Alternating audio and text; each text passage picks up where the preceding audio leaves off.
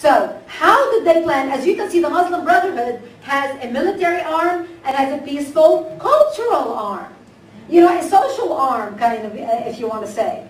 So we know they want to attack us militarily. That's Al-Qaeda, we know the terrorists, you know, the lone wolf and all of that stuff. But what is even more dangerous than that is the way they are taking our country and infiltrating our country from within, with us being asleep at the switch. Part of the Muslim Brotherhood project, they have educational foundations, they have media organizations, they have publishing organizations.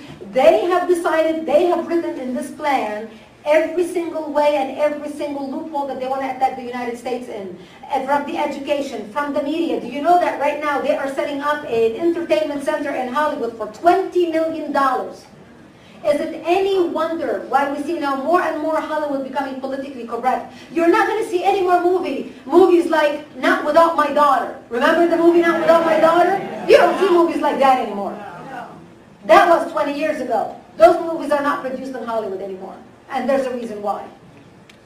But what I'm going to focus on right now is how they are infiltrating our education system. Because this is how we are losing our children. They started on college campus, infiltrating the college campus with the flow from Saudi money. Because of the oil wealth, the Saudis started pumping millions into our universities, setting up Middle East study departments and political science departments, and appointing Arab professors who are anti-Israel and anti-America to brainwash our kids to make them believe America is bad, Israel is evil, and you know, the Islamic world is repressed and is oppressed because of America's imperialism. And the way they were doing it is they were using a loophole called Title VI program. Title VI program is a program instituted by our government after World War II in order to teach our children about foreign governments and foreign language so they may be an asset to our country, especially those who want to get into the State Department, the diplomatic field, go work in embassies, the CIA.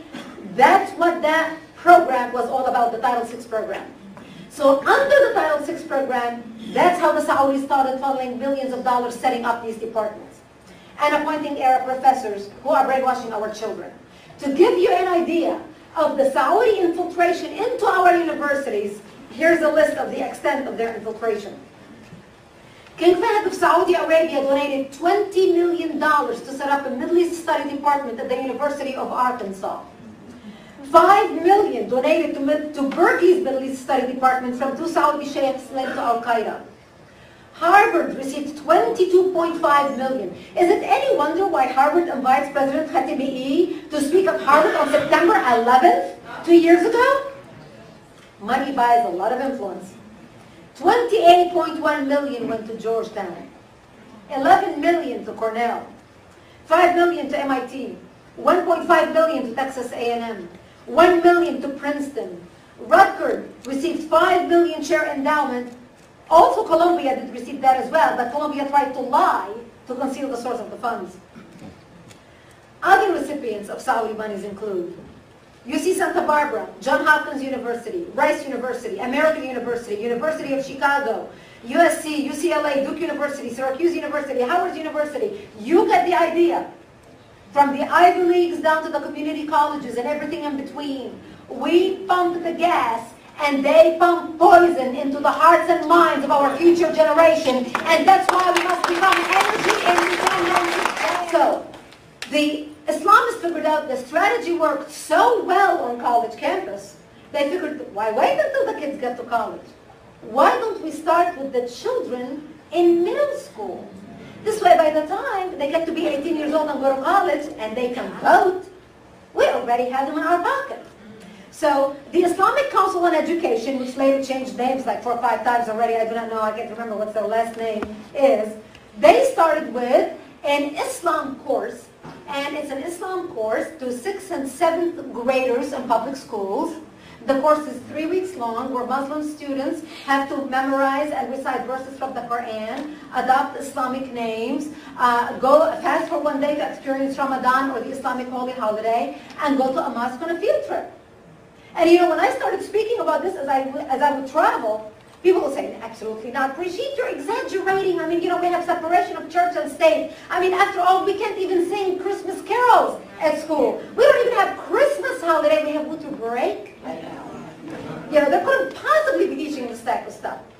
thought, you know what? There is nothing like show and tell. So here's the course. This is the Islam course. And the Islam course starts with, here's the teacher instructions. The teacher begins the class with, from the beginning, you and your classmates will become Muslims. You will be a member of a caravan. And she continues on with the explanation of the course. And she continues, and you can tell I'm skipping through a lot of stuff, saving you time and boredom. Dressing as a Muslim and trying to be involved will increase your learning and enjoyment. Finally, trying your best at all tasks will guarantee you an excellent grade and a more enjoyable time. So the teacher is already dangling the grade carrot in front of the children. And then here on the next page, they give them a choice of Islamic names. Here is the page you can choose Muslim names from. Abdullah, Khalid, Hassan, Hamza, Ibrahim, Arafat, Karima, Maryam, Noor, Amina, etc. They have girls' names and boys' names. And then, here's a wisdom card. Now, I chose this card. This is like a practice card, you know, like when kids are studying math. And, you know, you have cue cards, so you can memorize your lesson. They have them, you know, in all subjects. So this is called a wisdom card. And what I'm going to share with you today is a card about jihad. Now, the reason why I'm sharing this specific card with you is because we have become familiar with the word jihad because we hear terrorists use it a lot. I mean, after all, they have organizations named Islamic Jihad, Al-Mujahideen. Every time you watch a video of a suicide bomber that he pre-taped before he blew himself up, he talks about why he's dying fi sabil al-jihad, in the path of jihad, or jihad fi sabilillah, jihad in the path of Allah. So the word jihad is basically one with terrorist activity. So here's what they're teaching our children about jihad. And by the way, jihad is mentioned in the Quran 40 times. 36 times out of 40 as a military struggle, a holy war against the infidels in order to either kill them or subjugate them. Here's what they're teaching our children about jihad. A jihad is a struggle by Muslims against oppression, invasion, and injustice. So, if these words sound familiar to you, it's because these are the talking points of Al-Qaeda. Every time you hear Al-Qaeda issuing a press release about why they're fighting the United States, what do they say? We are fighting against American oppression. We are fighting against injustice. We are fighting against invasion. You hear that from Hamas in particular, the Palestinian Authority, white suicide bombers and Hamas and all those Palestinians, you know, blowing themselves up. We are fighting oppression. We are fighting injustice. We are fighting occupation.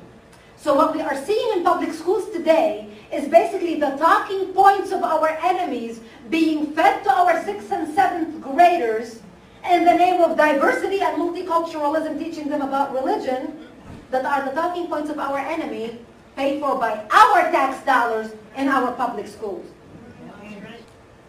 This is what's happening in our public school system. This is unbelievable what is happening, that we have allowed it to get to this point.